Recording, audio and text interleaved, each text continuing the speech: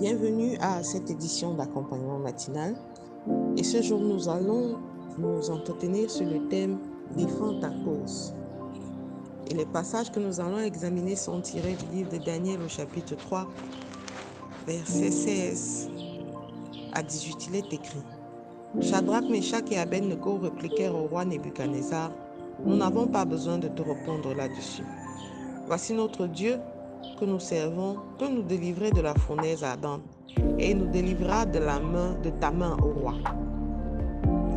Simon, sache, ô roi, que nous ne servirons pas tes dieux et que nous n'adorerons pas la statue d'or que tu as élevée.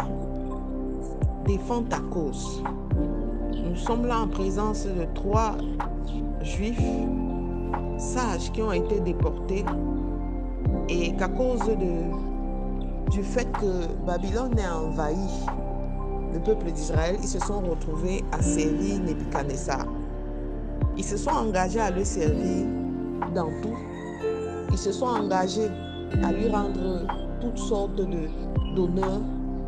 Mais s'agissant d'adorer cette statue qu'il avait élevée en forme de Dieu, cette divinité, ils ont refusé.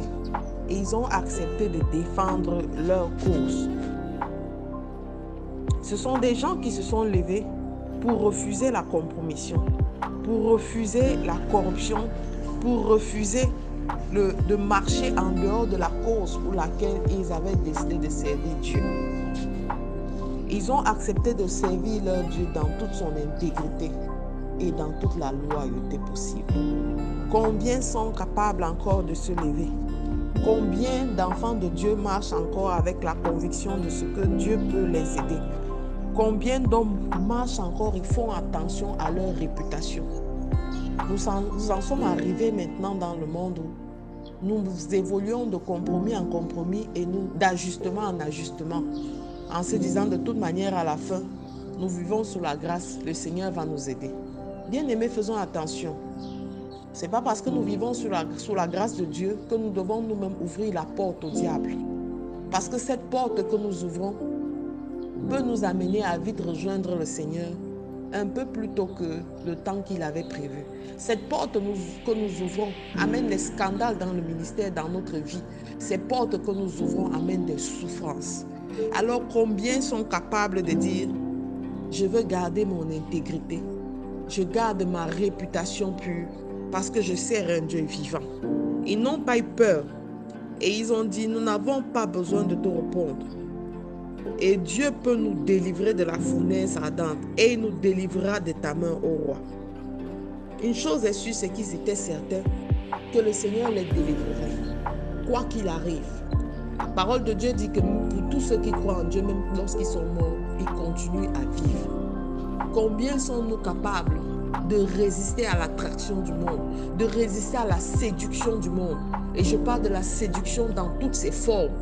On se dit, je fais d'abord, après je vais aller me repentir. Bien-aimés, aujourd'hui, voilà l'exemple. Quel exemple de foi, quel exemple d'attachement, quel exemple d'intégrité nous avons dans ce passage. Ils défendent la cause de leur Seigneur et ils disent, je ne le ferai pas. La marche avec Dieu n'est pas un long fleuve tranquille. Mais toi, en tant qu'enfant, à cause de la parole de Dieu et du Saint-Esprit qui vit en toi, tu peux décider, l'adultère, je ne commettrai plus. Je l'ai fait par le passé. L'impudicité, j'y renonce. La compromission qui m'amène à servir d'autres dieux en semaine et glorifier le Seigneur le dimanche, je ne la ferai plus. Je servirai un seul Seigneur et un seul Dieu, qui a un seul Fils, Jésus-Christ. Alors, il n'y a plus le temps de s'amuser. Défends ta cause. Ressaisis-toi, bien-aimé, et reviens vers les chemins de notre Seigneur. Tu penses que tu as fini d'accomplir ce que Dieu avait prévu pour toi? Non. Dieu a encore des plans parfaits pour toi. Et je ne pense pas qu'il veut te revoir aussitôt. Dieu doit rassasier nos longs jours de vieillesse, comme il est dit dans sa parole. Alors, reviens vers ses chemins et dis-lui, Seigneur, je vais défendre ma cause et dire au monde entier que c'est à toi que j'ai cru, que c'est toi que je sers. et je ne servirai pas d'autres dieux. Je ne me compromettrai pas. Et la réputation que j'ai en tant qu'enfant de Dieu, je ne vais pas la salir, quel que soit le prix qui m'est proposé en face. Alléluia. Alors en ce jour, je veux que tu fasses cette prière, bien-aimé. Père éternel, je te bénis.